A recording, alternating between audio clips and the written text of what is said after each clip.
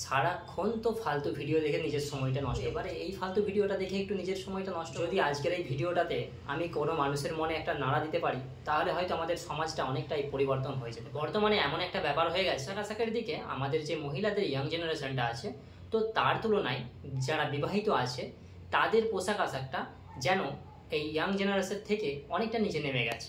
এটা কিন্তু প্রত্যেকটা মানুষই বলছে। প্রত্যেকটা ব্যাপারেই আপনারা কিন্তু নিজেরাই প্রমাণ নিজেরাই পেয়ে যাবেন। যেমন ফেসবুক, ইনস্টাগ্রাম, এই ধরনের সোশ্যাল সাইটগুলো যারা ব্যবহার করেন, তো তাদেরকে নিশ্চয়ই আর বোঝাতে হবে না যে পোশাক আশাকের দিকে যে কারা এখন সব থেকে নিচের দিকে নেমে রয়েছে। যাই হোক, এই ব্যাপারটা নিয়ে আজকে আমি আপনাদের সামনে কিছু কথা বলবো। জানি না ব্যাপারটা কার কতটা খারাপ লাগবে বা কার কতটা ভালো লাগবে, তো সেটা তার নিজের ব্যাপার। এবার হয়তো অনেকেই বলতে পারে পোশাক আশাক প্রত্যেকটা মানুষের ব্যক্তিগত অধিকার, আমি আমার ইচ্ছা মতো পোশাক পরতেই পারি, যে যার নিজের পছন্দ মতো পোশাক পরিধান করতে পারে, এতে তুমি বলার কে। বর্তমানে কিছু কিছু ফেসবুক প্রোফাইল আপনাদেরকে যদি নাম বলি, তো আপনারা হয়তো অনেকেই বুঝতে পারবেন। এগুলো আমি কয়েকদিন ধরে ফলো করছি। তাদের পোশাক আশাকটা একটা ব্যাপক জঘন্য জায়গায় দাঁড়িয়ে রয়েছে এই বিবাহিত মহিলাদের। তাদের ঘরের গার্জেন বা তাদের হাজবেন্ডরাও ঠিক সেই রকম চরিত্রের না হলে কেন তাদের পোশাক পরিচ্ছদ এতটা নোংরা হবে?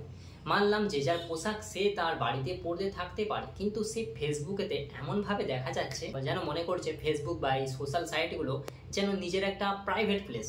আমার মনে হয় এতটাই চিপ ফ্যামিলি থেকে তারা উঠে আসে, কে কিরকম পোশাক পরবে সেটা সম্পূর্ণ নিজের ব্যাপার, কিন্তু মানুষের মনে একটা ধারণা চলে আসে সে কিরকম ফ্যামিলি থেকে বিলং করে। যেমন আমি রিয়া বলে একটা ফেসবুক প্রোফাইল আছে, আপনি যদি গিয়ে দেখেন এই যে ফেসবুকের প্রোফাইলের যত রকমের ভিডিওগুলো আপলোড করা আছে, দেখতে পারবেন না। যদি আপনার সেই দেখার মতো চোখ থাকে তাহলে কিন্তু আপনি দেখতে পারবেন না। মানে এরা এতটা সমাজটাকে অপবিত্র করছে বা সমাজটাকে, আমাদের জেনারেশনটাকে এমনভাবে শেষ করে দিচ্ছে। বর্তমানে শিক্ষার কোনো দাম নেই, শিক্ষিত হয়ে কোনো লাভ নেই, কিন্তু যদি ফেসবুকেতে কেউ কোনো রকম নোংরা ছবি আপলোড করে বা নোংরা ভিডিও আপলোড করে থাকে, সে এত পরিমাণ ফেমাস, মানে এত পরিমাণ টাকা রোজগার করছে যেন কোনো চাকরিজীবী মানুষরাও সেই পরিমাণ টাকা অর্জন করতে পারে না। বা শিক্ষা এতটাই আমাদের নিচে চলে গেছে।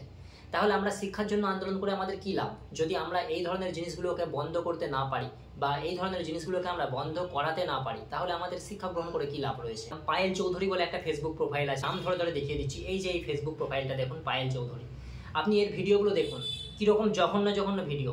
গৌরী কুইন, শুধু ভিডিওটা দেখুন, এই ভিডিওটা দেখুন, দেখলেই বুঝতে পারবেন এই যে মহিলাটি কোন ফ্যামিলি থেকে সে বিলং করে, মানে কতটা নিচু ফ্যামিলি থেকে বিলং করে। আপনি দেখলেই বুঝতে পারবেন তাদের লজ্জা নেই, তাদের ফ্যামিলিগত ব্যাকগ্রাউন্ডটা এতটাই নির্লজ্জ যে এই ধরনের ভিডিওগুলো বানাচ্ছে। তারপর সুস্মিতা সেন, এর প্রোফাইলটা আপনি শুধু চেয়ে দেখুন, এরা এতটাই জঘন্য যে বেশ্যারাও এদের কাছে লজ্জা পেয়ে যায়। যারা নর্তকী হয় বা যারা বেশ্যালয়ে থাকে তারা কিন্তু অনেকটা এর থেকে ভদ্র হয়, আর এদের লেভেলটা দেখুন এতটাই জঘন্য যে এরা বেশ্যাদের থেকেও এদের লেভেলটা নিচে চলে গেছে। তো এরা কিন্তু নিজেরা মনে করছে আমরা চারদিকে ভাইরাল। নমিতা দাস, দেবজিৎ সাবিত্রী, এটা হচ্ছে তো একদম যেটা রাশিয়ান ভাবি বলে পরিচিত, মানে এটা তো একটা রাশিয়ার কুত্তা নামে পরিচিত যে কাপেলটা আছে, এতটাই নির্লজ্জ।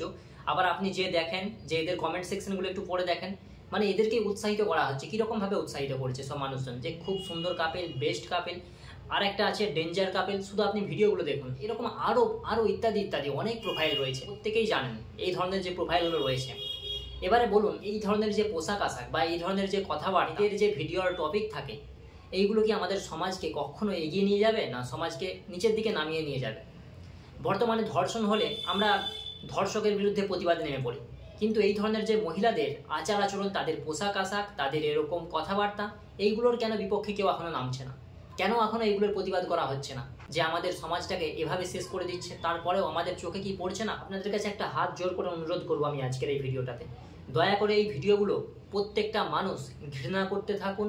কোনো লাইক নয়, কোনো কমেন্ট নয়, কোনো শেয়ার নয়, বরঞ্চ রিপোর্ট মারতে থাকুন। এই ধরনের ভিডিও দেখলেই রিপোর্ট মারবেন।